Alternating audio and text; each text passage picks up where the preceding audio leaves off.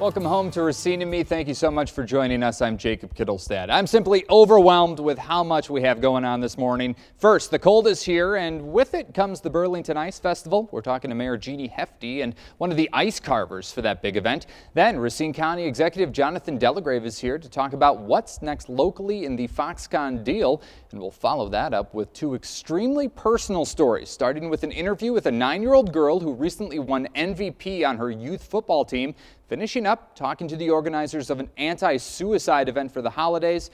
And those are some bombastic people involved with the LGBT community, so you'll want to stick around for that. So let's start the show, ironically, by putting it on ice. I'm joined now by Mayor Jeannie Hefty. She's not only the mayor of Burlington, she's also one of the main organizers of Burlington's upcoming Ice Festival. Good morning. Hi, Jacob. How are you? I'm great, and I'm sure that you're feeling good. Yes, I knowing am. that the weather is cold now, Yes. so the ice will not melt at the That's event, right? How many years have you been doing the Ice Festival? Last year was the first year. Okay, so any improvements year to year? Yes. This year we're going to actually light up all the sculptures that are going to be done. We're going to have vintage carolers there. We're going to have reindeer there. And again, the horse-drawn wagon to take people around the city. And these are amazing Yes. things that these artists put together. What does it look like when you're seeing these things all together? You know, the community really was shocked when they, have this first last year. And then to see the talent of these artists, and they were asking them questions, and many of the sculptors said that they would come back because the community was so engaged with them. Yeah, and so when's the best time to go? Because They're going to start at 9 o'clock, but again, you're talking a 200-pound ice block that they start carving. So I would say 11:30, 12 o'clock, you'll see a lot of them pretty well taking shape. Probably 2 o'clock they're going to be judged. And what do you like about it? Like, say, from last year when you were watching, what did you enjoy? Well, we had snow that day, and it gave that Hallmark feeling. Everybody was saying it was just so cool to see this downtown in a park, and activity in that park, and people walking around and just enjoying it. So Yeah, and in fact, one of your local people is one of the Yes. really big name sculptors Yes, in this he event. is. And actually, I think he's down in our parking lot area right now. If we could take to him, and he's working on some ice. It's Mike Austin who's working on it. Hey, Mike, how's it feeling out there? Beautiful, beautiful weather conditions, nice cold to keep the integrity of the ice, and as long as we keep it out of the sun, we'll be fine. Hey, and describe that block of ice in front of you, Mike. Very nice, pristine block of ice. This is about 280 to 300 pounds of pristine, clear, solid ice. About 10 inches wide, deep, 40 inches tall, 20 inches wide. And what's your first step? First step will be to lay out where I'm going to be making my cuts to reveal, what I'm trying to coax out of the block. And this will be something similar to Burlington's Ice Festival, what you see there, right? Very similar, the exact same size, block, everything, dimensions of ice. This is what we'll be sculpting on Saturday, and every artist will be left to their own to come up with their design. And how do you feel about that event? I love it. Well, actually, Burlington is my hometown, so it's near and dear to my heart, and I'm very happy to be involved with the event. All right, well, get back to work. We'll check in on you later on in the show. And Mayor Hefty, he's a guy that you like to have around, right? Oh, he's so dedicated in the community, and you can see how he wants this ice to be just right for you. And I called him to say, would you be open and going to Milwaukee and doing this ice sculpture? Yeah. And he goes, well, I might have to be there at least a couple hours earlier. Yes. I'm not just going to chip on a block of ice. Yeah. He says, I want to show what I'm making. Yeah, well, So can't he's wait to see committed. what he makes. Yes. Let's look at the event information so people know where to go. That's Saturday, December 16th, downtown Historic District, just right there in Burlington. Yes. So, Mayor Hefty, thank you so much for Yes. being on. Maybe you'll be there for the reveal at the end, too. Yes. Okay, thank you, Okay. Mayor Hefty. All right, Racine County Executive Jonathan Delagrave is here to talk about what's next with Foxconn. Stay tuned. Let's check in with Mike Austin, our sculptor out there. Hey, Mike, you busy? Not too busy to talk to you. All right, well, what's that tool you're working with there? I'm roughing in the text of the postcard themed logo for your program. Okay, well, what about the chainsaw, though? This is your typical Remington electric chainsaw. And is that something you use a lot in competition? It is not. It's not allowed in competitions. Competitions, we are only allowed to use hand tools. Because this isn't a competition and I want to save my strength, I'm using the chainsaw. There's a couple of times a year. I just did a couple promotional pieces for a Christmas tree lot up in Shorewood, and I was able to use a chainsaw there for them. Great. All right, well, I'll get back to work. Okay. Thank you. All right, we'll check back in on him later. All right, well, in 2017, there was probably no bigger business news in the state than Foxconn making a deal in Racine County, and stories about what's happening keep popping up. It's hard to keep it all straight. So to talk about what's on the horizon for the project, I'm joined now by Racine County Executive Jonathan Delagrave. And good morning, Jonathan. Good morning. So break it down for us. Are there any more hurdles that the project has to go through, you know, with the municipality or anything like that? We saw the Mount Pleasant agreement. Is there anything else? No, we've signed both the memorandum of understanding and then the development agreement, so it's full speed ahead. Yeah, and is there a groundbreaking date yet, or is that Yeah, still we're in the looking works? at late March, early April, where we'll actually see Earth moving, hopefully. One thing that we've been hearing about is this idea that, oh, we need to find workers for the project, you know, either from out of state or from around the state. And I guess my question is, what about the people already in Racine County? I mean, is there any you know, protection for those people to get them the jobs? Yeah, well, so first and foremost, we put the majority of jobs are going to be created in Racine County, so that's great news. That's something that we really strive for. Mm-hmm. And then there's a couple of things. One is that we know that the city of Racine has one of the highest unemployment rates in the state. So it's a goal of ours to make sure that we can try to get that down to match the state's unemployment rate. So that's going to be about 900 people from the city that have significant barriers from employment, whether that's childcare or mental health or whatever it may be. So we want to identify those people and make sure that they have not only the skills but access to employment and then eventually a career path. You know, are people in Racine County qualified, or, I mean, is there a track that they can get on if they want to step into these positions? Yeah, so we have actually a great partnership between Racine County and Gateway Technical College. They're starting a curriculum-based classes for the jobs at Foxconn. But that being said, we know that there are existing companies like that currently are in Racine County. They may have employees that might jump to Foxconn, so we want to make sure that our existing businesses can get those individuals that we're working with employed. So is there like a percentage, like this percentage of people from Racine County have to have a job, or, you know, is it just kind of up in the air? Well, again, the majority of the jobs are going to be in Racine County. So our goal is that in our development agreement, we make sure that we have a preference, and Foxconn has acknowledged that. So it's basically, we're looking at this project, Jake, is so massive that we're looking at is anybody who really wants to get the skills and be employed in Racine County will have the opportunity to do so. Mm-hmm. So is there a certain percentage? No, but like I said, anybody who is really in need of employment or want employment will have that opportunity. Yeah. Another thing that we saw recently was the county board approving this $80 million in borrowing related to Foxconn. Can you tell me, you know, where is that money going, and how does the county expect to pay that back? Yeah. So we borrowed up to $80 million, and that's a lot of upfront costs for the project, infrastructure, water and sewer and power, essentially. So Jake, that is kind of upfront money, and then when the project gets going through that tax incremental financing or through the TID, that increment will be paid back to the county once the project gets going. And where does that money come from? So really, if you look at it this way, if a piece of farmland has, just break it down for you in simple terms, a piece of farmland is worth $10,000, okay? And then after the water and sewer come out, that land is now worth $100,000. You have $90,000 of increment. That $90,000 then goes back to the county to be paid back until the TIF is done, which would be about 26 years or so. I appreciate you explaining that. Yeah, for me. no worries. What are you looking at as far as the bullet points you have on your desk, you know, as it relates to Foxconn? What's next for you?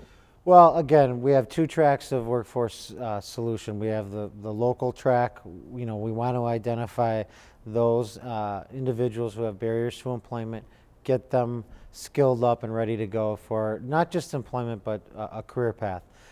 Second big thing on the same dual track, or on the same track, if you will, Jake, is we've got to attract people to southeastern Wisconsin and Racine County. So we need to do a national recruitment and really talk about how great Racine County is, the most affordable housing in the world. We've got a great lake.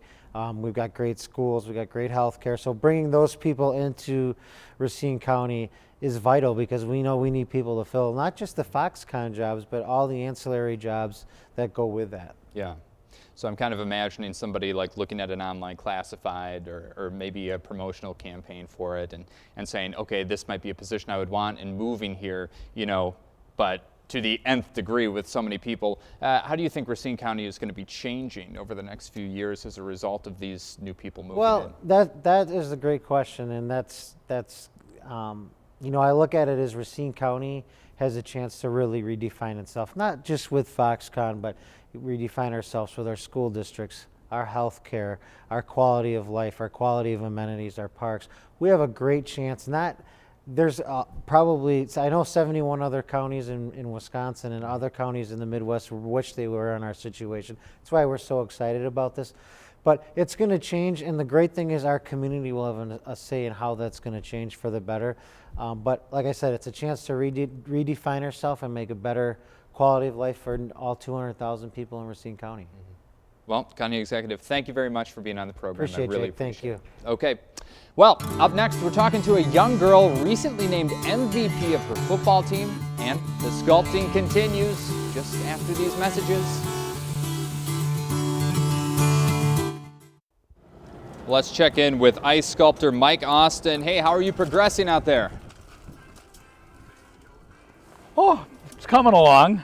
So, you know, a little. Obviously, I always want to be a little farther along than I am. I'm not under so much pressure on this one because it's you know, it's not a competition where I have a time limit. And how many years have you been ice sculpting? Oh, I guess it's about 8 or 9 years, maybe, something like that. And how'd you get into it? Well, I was up at Cedarburg's Winterfest, and I was watching the ice sculptors, and I always thought, boy, I'd like to do that one day. And then I decided, well, what am I waiting for? So I entered and just fell in love with it and been doing it ever since. All right, well, keep working out there. Do you think you'll be able to get this all done in time? Yeah, yep, we'll get her done, and you'll be happy with it. All right, thanks again. Thank you. All right, great. Love that guy. On a football team, it's a good thing to have a group mentality, and when you're younger, sometimes it's hard to stand out. Well, that hasn't been an issue for the 9-year-old joining me now. Layla Collier-White is a tight end and defensive end at St. Catherine's Angels. She's also a part of Wisconsin Rise Youth Sports, and that was the team that Layla was recently named MVP of. She's also joined by Coach Troy Collier. Good morning to you both. Good morning. Good morning. So, Layla, how did you get into football? Watch my uncle play football at his football games. Your uncle? And who's your uncle? Troy. That's him right there. And she would kind of like pay attention to details, and it just, I guess, just sparked interest, and she just started to ask me, like, you know, I want to play football. So I told her, I said, if your parents are okay with it, you know, I'm a supporting uncle, I'll be there to coach you. Yeah, and Layla, when did you start playing football? At 7? 7, so it's been a few years. Yeah. And what position do you play? It's tight end, defensive end, right? Yeah. And what do you like about that position? Well, I like to run the ball, so I get to run the ball. I get to catch the ball, and on defense, I get to tackle people. Yeah. What do you think your style is? Defense. Yeah, but I mean, are you cocky on the field? Are you reserved? No, I'm aggressive. You're Yeah. aggressive. And silent. Aggressive and silent. Let me ask you this. You know, you're the only girl on your team. What's it like being the only girl? It's not bad. I get along with all the boys. Why did she earn MVP this year? Because, you really stood out. So why did she earn that? Oh, yeah. The award was actually given by the opposing team that we played out there in the tournament in DeKalb. It was what he's seen from the game. But from my perspective, she was just all over the field on defense. And that was the same thing that the other coach said. They tried to run her away, and they couldn't get around. They tried to put an extra blocker over there. Still didn't work. They tried to run the opposite way. She found a way on the other side of the field. So I think she just stood out on defense, just making plays. Yeah. Layla, what are you improving on now when it comes to the game? Making sure my attitude is better. Your attitude? Yeah. Yeah, that's a tough one. How about physically? Like, do you do a lot of running or push-ups, or what kind of practice do you do? Well, I do a lot of running. Do you have any favorite NFL or college players? My favorite football player in NFL is Cam Newton. Do you watch a lot of games? Yeah. Yeah. Is it with your family or? Yeah, it's with my family. We usually watch the Packer games on Sundays. From day one, when she sparked the interest, I was, a little uncertain, like everyone would be, just to begin. But she made a name for herself. Me being her coach, I can't treat her as my niece. I treat her as one of the players. So, gave her opportunities, and she shined. And being able to get to this point where she's doing the traveling football thing that I've never done, it's pretty astounding, like I said. And she's just been making plays and doing everything that she's asked of. And I think her play shows for itself. Yeah. So now, not asking you as Uncle Troy, but asking you as Coach Troy. Yeah. When she says, hey, I need to work on my attitude, what else does she need to work on? She can work on, let's just say, just her hand placement on defense. It's more of a intricate thing. She's down with the basics. She's good at all the basic stuff. As you get older, and the guys start getting bigger. I know that you guys are kind of the same size now.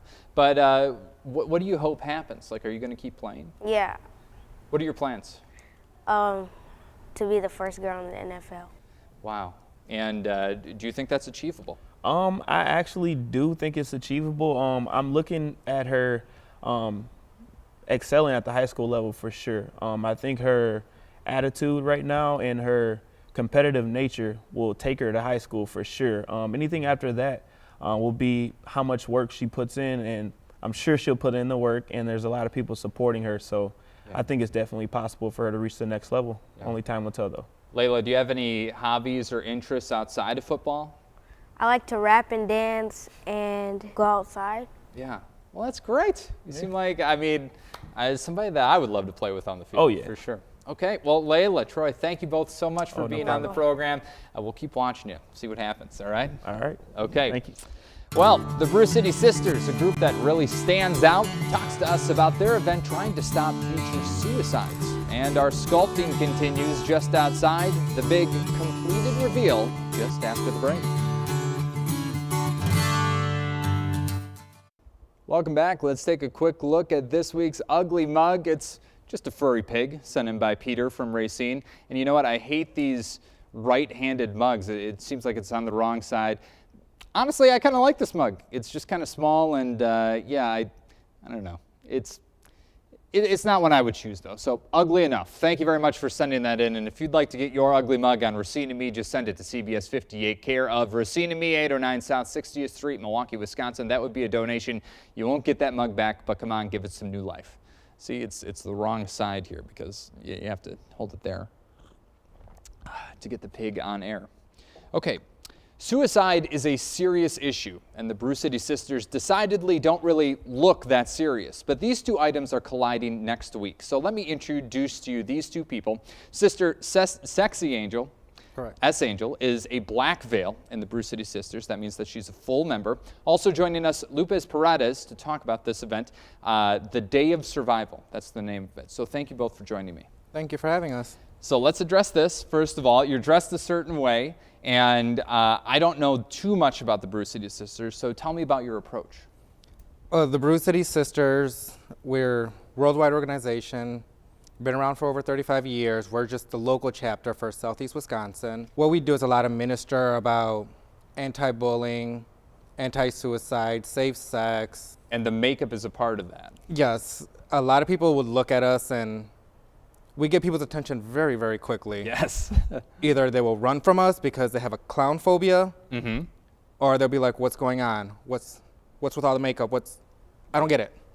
So we explain to them who we are. The whole point of the makeup is letting people know it does not matter your gender, skin color, how you identify, how you look. Everybody should be treated the same, and it just should be equality for everybody, no matter what the problem is or anything like that. And Lupe, before I get to you, I wanted to ask you this day of survival. So what is the purpose behind it? The day of survival is because I know suicides, even though people are talking about it more, it's still kind of hush-hush. But for me, it's just letting people know you're not alone. There's always help. There's always somebody who cares and is willing to listen and get you the proper help you may need. I understand that you are going to be speaking at this event and sharing your story. If you're comfortable, could you tell me a little bit about the message that you're trying to tell people? I just feel that the people who decide to take their own lives, most of them deal with a mental health issue. And me, myself, I deal with it almost every day. And I want to let them know that it's okay that you're struggling with your issue, that you're not alone. I have a wonderful mom who has supported me thick and thin, and as much as I don't say it, I really do appreciate, the sisters, family, because if it wasn't for them, I probably wouldn't be here. But every day I look on the bright side. It's okay to deal with the mental issues that I have. It's okay to say, I'm having a bad time. Let's go back and think about the good times. And people need to, respect others people's thoughts. I try to get to know someone real quickly because it tells a lot. The first 5 minutes you can learn a lot by someone. And I don't like judging quickly because that gets you nowhere in life. Yes. So when I talk to someone, I sit down and listen. And if they need me, I'm always here. I helped a lot of friends. I lost some friends. So you kind of win and gain by talking to a lot of new people. So you know people who have committed suicide? Oh, yeah. Yeah. And you have also considered? Yeah, I have.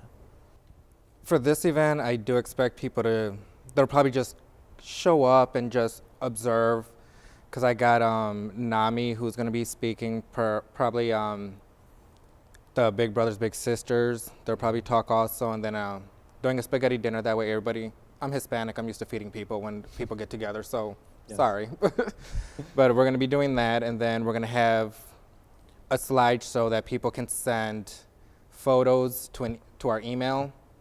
We're going to do a slideshow of people who've passed on, keeping them in our thoughts and prayers.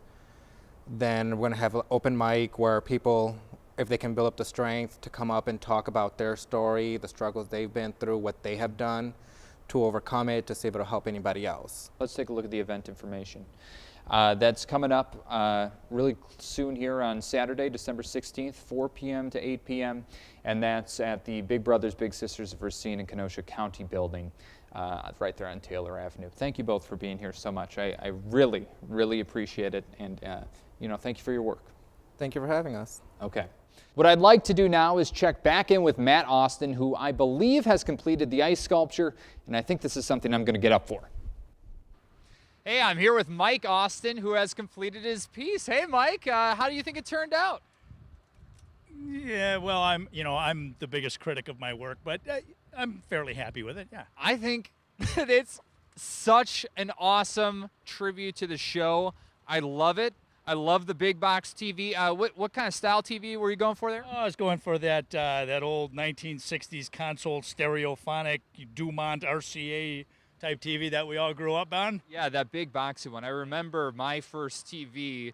It was from some rummage sale, and I needed pliers to turn the channels, and if you didn't hit it quite right, it would be staticky. But I love how you did the postcard there. It looks really good and three-dimensional. I just really appreciate your skills. But the weather is a factor out here, you say? It always is. We, as Gulp Tours, we have a third or a second teammate that we can always count on being there, but we never know how he's going to behave, and that's the weather. Yeah, and how was the weather today? Weather, temperature-wise, perfect, but it's the sun. You can see in here, you see the little cracking and crazing that goes on. That's a direct result of the sunlight hitting it. Nothing I can do about it except bring some shade. I think that this is like when you talk about your children, and there might be some flaws, but in the end, it's your child. And this, I love it. And just thank you so much for doing this. You're welcome, and thank you so much. I'm really honored to be asked to come out and do it. And it was my pleasure to do it, not just for you, but also for the city of Burlington, as a